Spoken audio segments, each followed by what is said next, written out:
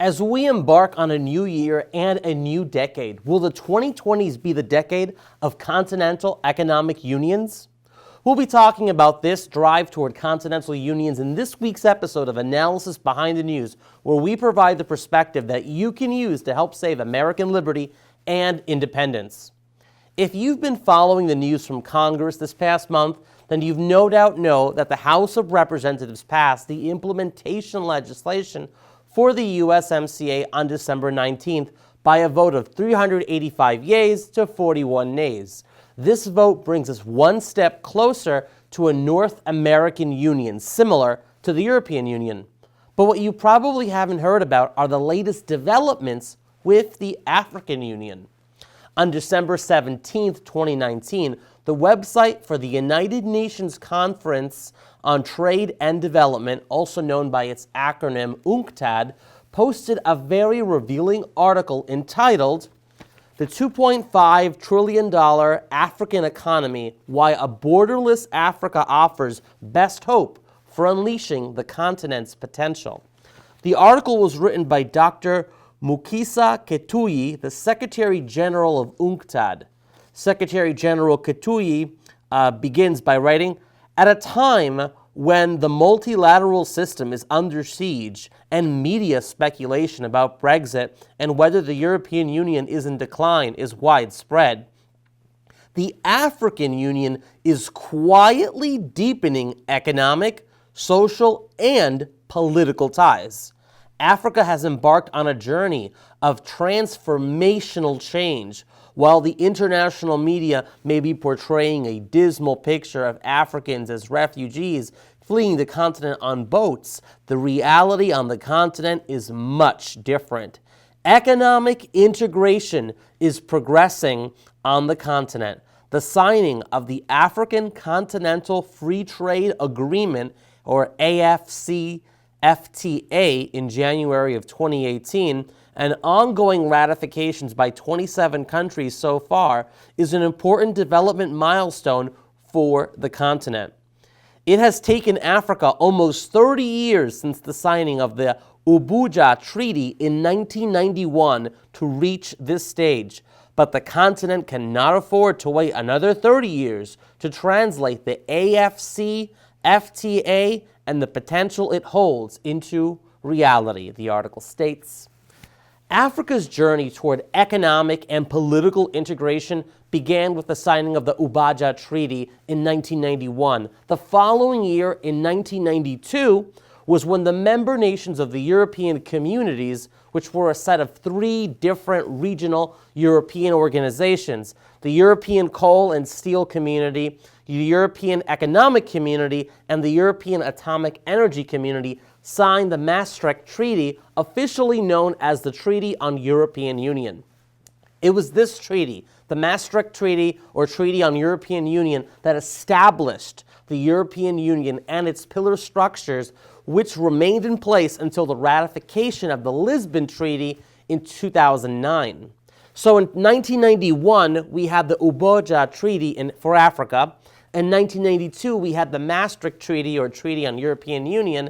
And in 1992 was when then U.S. President George H.W. Bush, along with then Mexican President Carlos Salinas de Gortari and then Canadian Prime Minister Brian Mulroney, signed NAFTA. The next year, both Congress passed and then U.S. President Bill Clinton signed the North American Free Trade Agreement Implementation Act into law, with NAFTA going into effect the following year on January 1st of 1994. So within a span of 3 years, from 1991 to 1994, Africa, Europe, and North America made major inroads in solidifying the integration of their respective continents.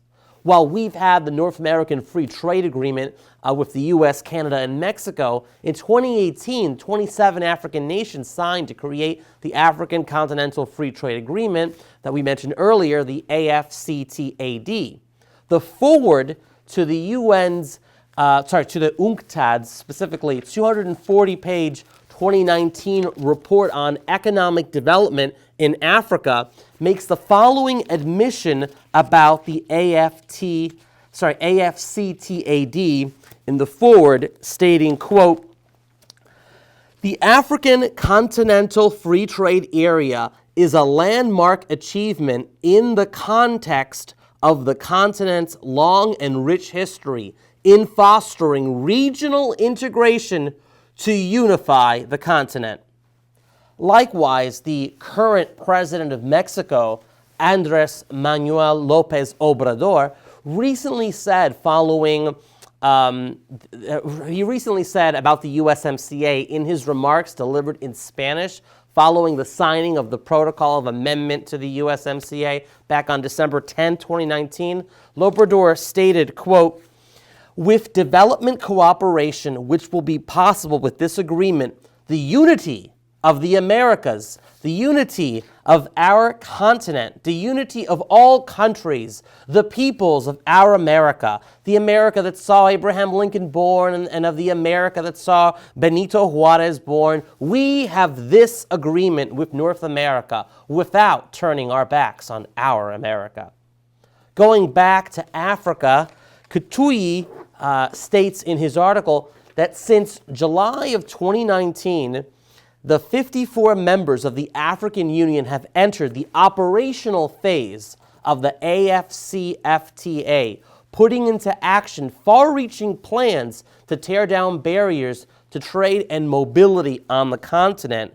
Kutuyi further goes on to state in his article, quote, "The new Pan-African agenda goes beyond trade and value chains, however, and includes free movement of African citizens across borders for both work and leisure travel.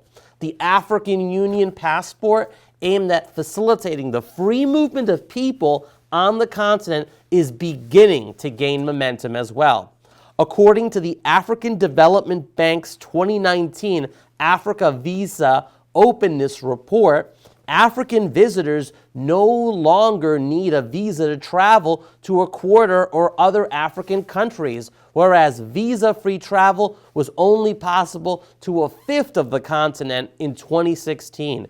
Currently, 21 African countries also offer e-visas to make travel more accessible, up from 16 in 2018, 13 in 2017, and 9 in 2016. Africa's airspace are going borderless as well, with significant progress on the African Union Single African Air Transport Market Initiative launched in 2018. Signed by 23 countries, it also makes it easier for Africans to travel across the continent. These initiatives help to address barriers to achieving a borderless Africa, driving Africa's growth and regional integration.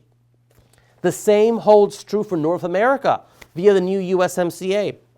Chapter 26 of the USMCA establishes a North American Competitiveness Committee, which according to the chapter is made, quote, "with a view of promoting further economic integration among the parties," being the United States, Mexico, and Canada.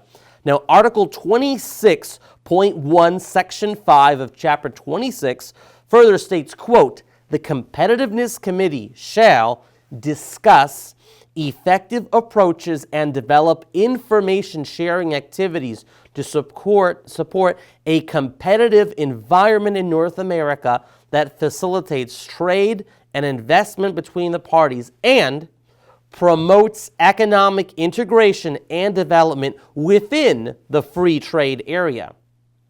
And just how both the African Union and European Union allows for the free flow of peoples within their continental unions through the AU and EU passports, respectively, the USMCA also makes provision for the free flow of labor across North America, which will ultimately lead to the abolition of our nation's borders with Mexico and Canada. With the African Union and European Union as examples, it's clear that the long-term goal of the USMCA here is to establish a North American Union toward a global union or one world government. But if we're to keep our republic and maintain its sovereignty as a free and independent nation, then it's imperative that you urge your state's 2 U.S. senators to stop the USMCA Implementation Act from passing in the Senate. Below is a link to send a pre-written editable message to your senators requesting them to vote no on the USMCA Implementation Bill H.R. 5430. While we don't have a specific date yet, a vote is likely expected sometime shortly after January 7th. So until next time, we'll see you then.